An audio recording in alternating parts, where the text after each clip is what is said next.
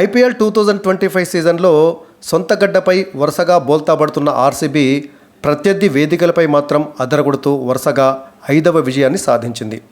నిన్నగాక మొన్న పంజాబ్తో బెంగళూరులోని సొంత మైదానంలో జరిగినటువంటి మ్యాచ్లో ఓడిపోయినటువంటి ఆర్సీబీ 48 గంటలు గడవక ముందే పంజాబ్ను దాని సొంత మైదానంలోనే ఓడించి రిటర్న్ గిఫ్ట్ ఇచ్చింది.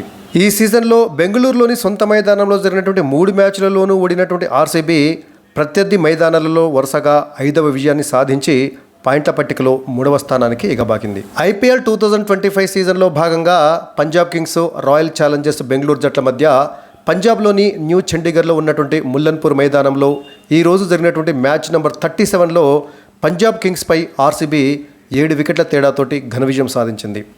టాస్ గెలిచినటువంటి ఆర్సీబీ కెప్టెన్ రజత్ పాటీదార్ మొదట పంజాబ్కు బ్యాటింగ్ అప్పగించాడు. టాస్ ఓడి మొదట బ్యాటింగ్ చేపట్టినటువంటి పంజాబ్ కింగ్స్ నిర్ణీత 20 ఓవర్లలో 6 వికెట్ల నష్టానికి 157 పరుగులు మాత్రమే చేయగలిగింది. పంజాబ్ ఓపెనర్లు ప్రియాంశు ఆర్య, ప్రభ్సిమ్రన్ సింగ్లు వీరిద్దరు కూడా శుభారంభాన్ని అందించినప్పటికీ ఆ తర్వాత మిగతా బ్యాటర్లు దానిని భారీ స్కోర్గా మలచలేకపోయారు. దాదాపు ఆర్సీబీ బౌలర్లందరూ కూడా కట్టుదిట్టంగా బౌలింగ్ వేయడంతో పరుగులు ధారాళంగా రాలేదు. పంజాబ్ ఓపెనర్ ప్రభ్సిమ్రన్ సింగ్ 17 బంతుల్లో 5 4లు 1 6 తోటి 33 పరుగులు చేసి టాప్ స్కోరర్గా నిలిచాడు. ప్రభ్సిమ్రన్ సింగ్ ఒక్కడే వేగంగా పరుగులు చేశారు. మిగతా వాళ్ళందరూ కూడా 30-20 పరుగులు చేసినప్పటికీ వాళ్ళు వేగంగా స్కోర్ చేయలేకపోయారు. చివరిలో బ్యాటింగ్ చేసినటువంటి శశాంక్ సింగ్ 33 బంతుల్లో 1 4 తోటి కేవలం 31 పరుగులు మాత్రమే చేశాడు. అంటే చివరి ఓవర్లలో, డెత్ ఓవర్లలో కూడా బ్యాటింగ్ చేస్తూ 33 బంతులు ఆడి కేవలం 31 పరుగులు మాత్రమే చేశాడంటే మరి పంజాబ్ ఎంత స్లోగా పరుగులు చేసిందో మనకు అర్థమవుతుంది. తొలి 10 ఓవర్లలో 79 పరుగులు చేసినటువంటి పంజాబ్ ఆ తర్వాత 10 ఓవర్లలో కేవలం 78 పరుగులు మాత్రమే చేయగలిగింది. ఇక చివరి 5 ఓవర్లు అయితే కేవలం 38 పరుగులు మాత్రమే చేయగలిగింది. అంటే సగటున ఓవర్కి 6 చొప్పున మాత్రమే పరుగులు చేయగలిగింది చివరి 5 ఓవర్లలో. పంజాబ్ బ్యాటర్లలో ఇంతకుముందు చెప్పుకున్నట్టుగా ప్రభ్సిమ్రన్ సింగ్ 17 బంతుల్లో 33 పరుగులు, శశాంక్ సింగ్ 33 బంతుల్లో 31 పరుగులు చేస్తే జోష్ ఇంగ్లీష్ 17 బంతుల్లో 29 పరుగులు, మార్కో ఎన్సన్ 20 బంతుల్లో 25 పరుగులు, ప్రియాంశు ఆర్య 15 బంతుల్లో 22 పరుగులు చేశారు. అంటే అందరూ కూడా దాదాపుగా ఒక 4 బ్యాటర్లు 20లు 30లు చేసినప్పటికీ వేగంగా పరుగులు చేయలేకపోవడంతో మరి పంజాబ్ 160 పరుగులను కూడా చేయలేకపోయింది. ఒక్క ప్రభ్సిమ్రన్ సింగ్ తప్ప మిగతా వారందరూ కూడా వన్డే తరహాలో ఆడటంతో నిర్ణీత 20 ఓవర్లలో 6 వికెట్ల నష్టానికి 157 పరుగులు మాత్రమే చేయగలిగింది పంజాబ్ కింగ్స్. ఇక ఆర్సీబీ బౌలర్లలో కృణాల్ పాండ్యా, సుయశ్ శర్మ వీరిద్దరూ చెరో 2 వికెట్లు తీస్తే రొమారియో షెఫర్డ్ మరో వికెట్ పడగొట్టాడు.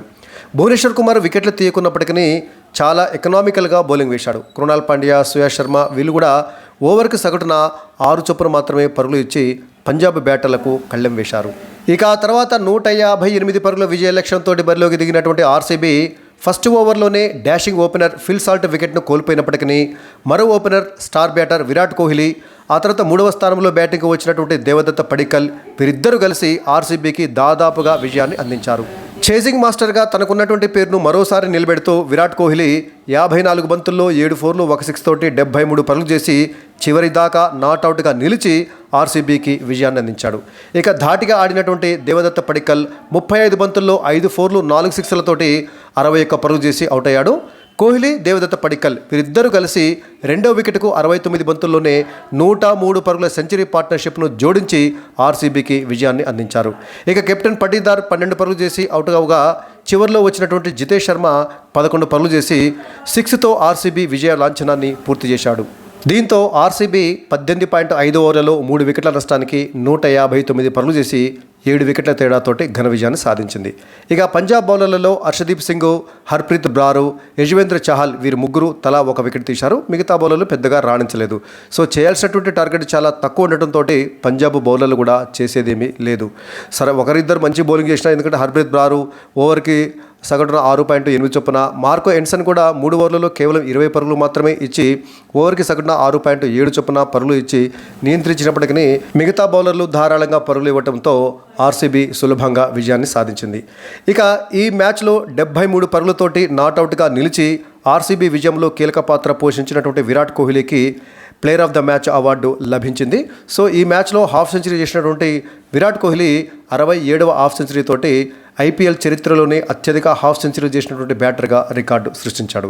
ఇక ఈ విజయంతో ఆర్సీబీ పాయింట్ల పట్టికలో మూడవ స్థానానికి ఎగబాకింది. మొత్తంగా 8 మ్యాచ్లు ఆడినటువంటి ఆర్సీబీ 5 విజయాలు 3 ఓటములతోటి 10 పాయింట్లు సాధించి మరి మిగతా జట్లతోటి అంటే ఇప్పటికీ 1వ స్థానంలో ఉన్నటువంటి గుజరాత్ టైటన్స్, ఆ తర్వాత 5వ స్థానంలో ఉన్నటువంటి లక్నో సూపర్ జెయింట్స్, ఈ 5 జట్లు కూడా తలా 5 విజయాలతోటి 10 పాయింట్లతో సమానంగా ఉన్నప్పటికీ మెరుగైనటువంటి నెట్ రన్ రేట్ కారణంగా గుజరాత్ టైటన్స్ తొలి స్థానంలో, ఢిల్లీ క్యాపిటల్స్ 2వ స్థానంలో, రాయల్ ఛాలెంజర్స్ బెంగళూరు జట్టు ఈ విజయంతో 3వ స్థానంలో, ఇక పంజాబ్ కింగ్స్ ఈ మ్యాచ్లో ఓడిపోయినప్పటికీ అదే 10 పాయింట్లు ఉండటంతో 4వ స్థానంలో, లక్నో సూపర్ జెయింట్స్ 5వ స్థానంలో కొనసాగుతున్నాయి. సో ఎంత పోటాపోటీగా ఉన్నాయో జట్ల మధ్య, టాప్లో ఉన్నటువంటి 5 టీమ్స్ మధ్య ఎంత పోటాపోటీగా ఉందో మనకు అర్థమవుతుంది. 5 జట్లు కూడా 10 పాయింట్లతోటి సమానంగా ఉన్నప్పటికీ కేవలం నెట్ రన్ రేట్లో తేడా వల్లనే వాటి యొక్క స్థానాలు తారుమారైనాయి. సో మొత్తంగా చూసినట్లయితే తొలి 5 స్థానాలలో ఉన్నటువంటి 5 జట్లు కూడా సమాన పాయింట్లు ఉన్నప్పటికీ నెట్ రన్ రేట్ కారణంగా మరి ఆర్సీబీ 3వ స్థానానికి ఎగబాకింది. ఇక కేకేఆర్, ముంబై ఇండియన్స్ ఈ 2 జట్లు 3 విజయాలతోటి సమానంగా ఉన్నప్పటికీ మెరుగైన నెట్ రన్ రేట్ కారణంగా కేకేఆర్ 6వ స్థానంలో, ముంబై ఇండియన్స్ 7వ స్థానంలో ఉంటే, ఇక ఈ టోర్నీలో ఇప్పటివరకు కేవలం 2 విజయాలు సాధించినటువంటి Rajasthan Royals, Sunrisers Hyderabad and Chennai Super Kings ఈ 3 జట్లు కూడా 4 పాయింట్లతోటి మరి అట్టడుగున ఉన్నాయి. నెట్ రన్ రేటు కాస్త మెరుగ్గా ఉన్నటువంటి రాజస్థాన్ రాయల్స్ 8వ స్థానంలో, ఎస్ఆర్హెచ్ 9వ స్థానంలో ఉంటే, సిఎస్కే అట్టడుగున 10వ స్థానంలో కొనసాగుతుంది.